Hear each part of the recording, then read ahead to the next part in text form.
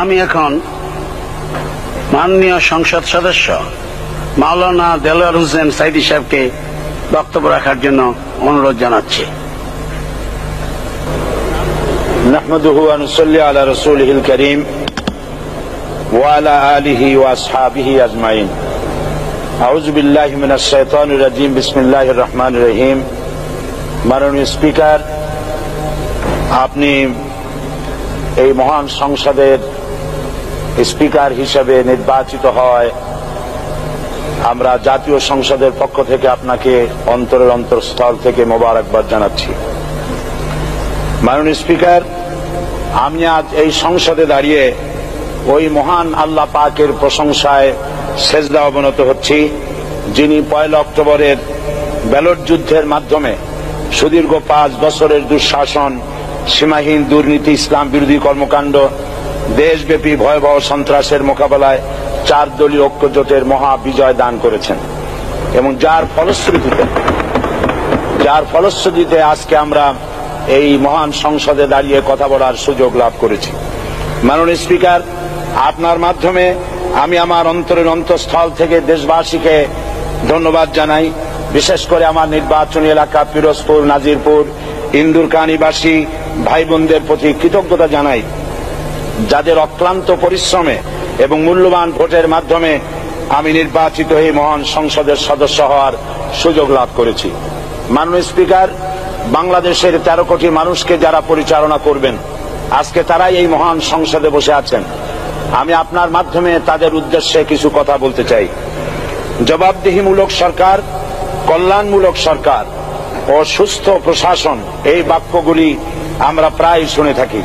এই বাক্যগুলির অর্থ সরকার স্বৈরাচার নয়, বরং জনগণের কল্যাণে জনগণ নিকট দায়বদ্ধ সরকার, যা আব্রাহাম লিঙ্কনের ভাষায় by the people, for the people, of the পিপুল।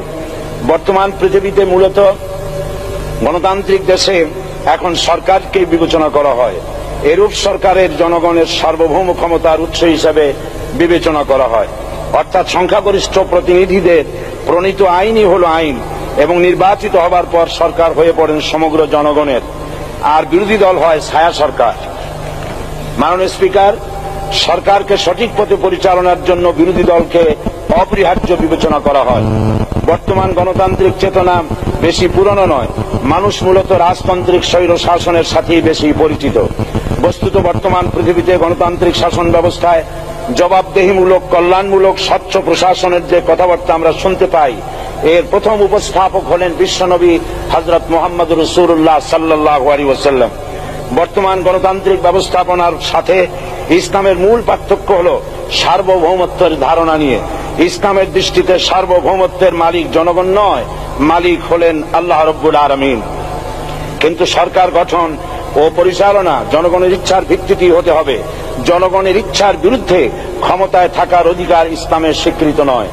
মাননীয় স্পিকার, সাধারণত লক্ষ্য করা যায় সরকার, সরকারি কর্মকর্তা, কর্মচারী বৃন্দ জনগণের উপর নানাভাবে জুলুম, নির্যাতন বা শোষণ করে থাকে। জনগণের খাদেম না হয়ে তারা হয়ে পড়েন জনগণের প্রভু। তারা জনগণের সম্পদকে তসরুফ করে। এই অবস্থা থেকে মুক্ত করার জন্য রাসূল করিম সাল্লাল্লাহু আলাইহি ওয়াসাল্লাম সরকারি কর্মকর্তা ও কর্মচারীদের মধ্যে তীব্র দায়িত্ব অনুভূতি জাগ্রত করে তিনি বলেন, ঘুষ দাতা ও গৃহীতা উভয় জাহান্নামী। নবী করিম সাল্লাল্লাহু আলাইহি ওয়াসাল্লাম আরো বলেছেন, আমরা যদি কাউকে কোনো রাষ্ট্রীয় দায়িত্ব প্রদান করি, তখন সেই ব্যক্তি তার ব্যক্তিগত কাজ যতটা নিষ্ঠা ও আন্তরিকতার সাথে পালন করে, রাষ্ট্রীয় দায়িত্ব যদি সেভাবে পালন না করে, তবে কিয়ামতের দিন তাকে উল্টো করে জাহান্নামে নিক্ষেপ করা হবে। রাষ্ট্রীয় সম্পদ তসরুফের ব্যাপারে কঠোর হুঁশিয়ারি উচ্চারণ করে বিশ্বনবী মুহাম্মদ রাসূলুল্লাহ সাল্লাল্লাহু আলাইহি ওয়াসাল্লাম বলেছেন, রাষ্ট্রীয় দায়িত্ব পালনকারী কেউ যদি 1 টুকরা সুতা বা তার চেয়েও ক্ষুদ্র কোনো জিনিস খেয়ানত করে, তবে কিয়ামতের দিন খেয়ানতের বোঝা মাথায় করে তাকে উঠতে হবে। মাননীয় স্পিকার, আল্লাহ রসুল যে সরকার ব্যবস্থা প্রতিষ্ঠা করেছিলেন, তা সত্যিকার অর্থে ছিল জনকল্যাণমূলক সরকার। তার সরকারের দায়িত্ব পালনকারী ব্যক্তিবর্গের মধ্যে চরম দায়িত্ব অনুভূতি জাগ্রত করে দেওয়া হয়েছিল। এটা সম্ভব হয়েছিল কেবলমাত্র আখিরাতের তীব্র বিশ্বাস ও মহান আল্লাহর দরবারে জবাবদিহিতার অনুভূতির মাধ্যমে। মানুষের নিকট জবাবদিহিতা পাশ কাটিয়ে যাওয়া যায়, কিন্তু আল্লাহর নিকট জবাবদিহিতা পাশ কাটানোর কোনো সুযোগ নেই। মাননীয় স্পিকার, নবী করিম সাল্লাল্লাহু আলাইহি সাল্লামের সরকার ব্যবস্থাপনায় সবাই যেমন আইনের দৃষ্টিতে সমান অধিকার ভোগ করেছে, ঠিক তেমনি ভাবে রাষ্ট্রের নাগরিক হিসাবে সবারই মৌলিক চাহিদাসমূহ পূরণ হয়েছে। ঋণগ্রস্ত এতিম অসহায় জনগণ রাষ্ট্রীয় তহবিল থেকে সহযোগিতা লাভ করেছে। মূলত এটা জনকল্যাণমূলক সরকারের ধারণা বিশ্ববাসী তখনই প্রথম অবলোকন করে। মাননীয় স্পিকার, নবী করিম সাল্লাল্লাহু আলাইহি সাল্লাম সরকারি কর্মকর্তাদের বিরুদ্ধে কোনো অভিযোগ পেলে তখনই ব্যবস্থা গ্রহণ করতেন। আইনের চোখে সবাই সমান এবং এ কারণেই শাসকদের আত্মীয় স্বজন কারো পক্ষে সম্ভব ছিল না জনগণের উপরে জুলুম করা। খলিফা ওমর রাদিয়াল্লাহু তাআলা আনহুর এক ছেলে অপরাধী প্রমাণিত হলে সে দণ্ডভোগ থেকে রেহাই পায়নি, এমনকি এতে তার মৃত্যুদণ্ড হয়েছিল।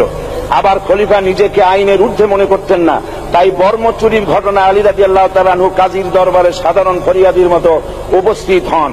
নিজের ছেলে ও চাকরের সাক্ষী যথেষ্ট না হয় কাজী খলিফার বিপক্ষে রায় দেন। এখানে বিচার বিভাগ ছিল সম্পূর্ণ স্বাধীন এবং শাসন বিভাগের নিকট তার কোনো দায়বদ্ধতা ছিল না। মাননীয় স্পিকার, এসব হলো ইতিহাস। মুসলমান আজ অনুসরণ করতে চায় না তাদের অতীতের গৌরবোজ্জ্বল কর্মপদ্ধতিকে। সে এখন কাফির মুশরিকদের কিরানক স্বার্থ পূজারী আখেরাতে জবাবদিহিতা শূন্য বাগাড়ম্বর এক জাতি।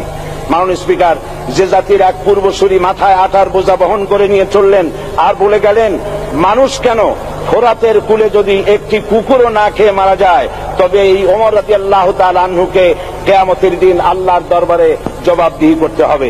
আর আজ সেই জাতির দায়িত্বশীলরা জনগণকে অভুক্ত রেখে তাদের মুখের গ্রাসে ভাগ বসায়।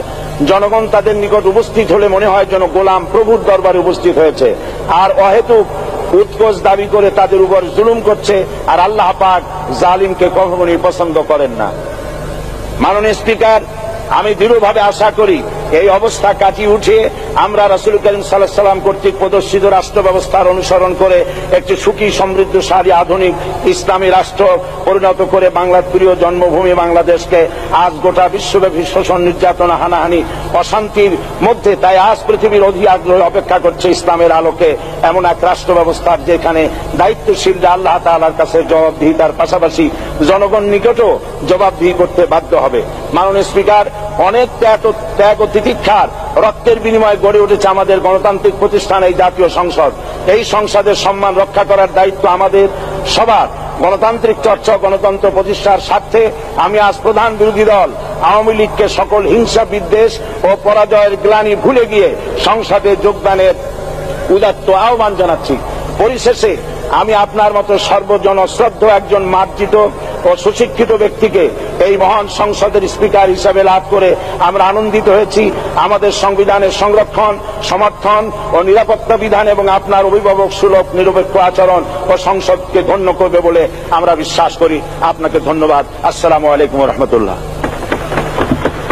মাননীয় সদস্য মাওলানা দেলোয়ার হোসেন সাঈদী সাহেবকে আপনার তথ্যপূর্ণ ইসলামিক মূল্যবোধ সহ মূল্যবান বক্তব্যের জন্য ধন্যবাদ।